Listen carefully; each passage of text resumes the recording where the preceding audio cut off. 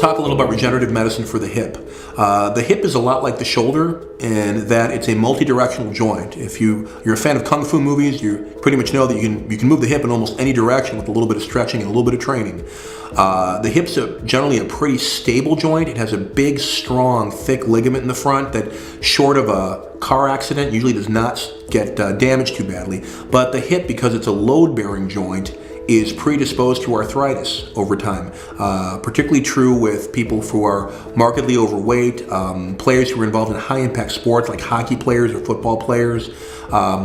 People that have a history of alcoholism often get hip problems, and often people who have, like for example, often women who are older have osteoporosis will get problems where they actually get a stress fracture at part of the hip called the neck of the femur.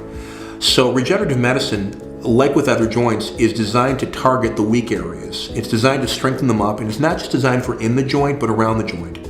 So a good example of a typical regenerative medicine procedure someone has, if someone has signs of arthritis of the hip, they have limited range of motion, their hip is stiff, but on exam you're noticing that they're hurting on the outside of their hip, they're hurting kind of around the front, they're hurting where a lot of muscles attach. You want to address that as well. So once you get the person comfortable and numb them up with little injections of anesthetic under the skin, you can use an ultrasound machine to put medicine in the hip joint, and it's a very simple and easy way to do that. There's a very simple and easy way to do that, whereby you avoid anything like a nerve or a artery or the like. But you also want to address, for example, the muscles that attach on the side of the hip. There are a lot of muscles when you rotate your hip out that actually come from your buttocks. So your buttock muscles actually control your hip a lot, and a lot of people, if you ask your great aunt or your grandfather or something, will say they can't lay on their side because their hip hurts.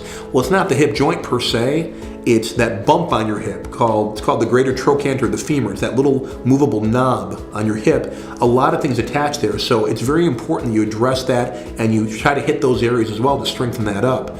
Because if you don't, maybe you've helped with the inside of the hip, and that's helpful, but if you don't stabilize it, it's like fixing the axle of the car but not stabilizing the rear axle and anything else under the chassis. And driving that car, after a couple thousand miles, everything else is going to start to get loose and you're going to be right back where you started.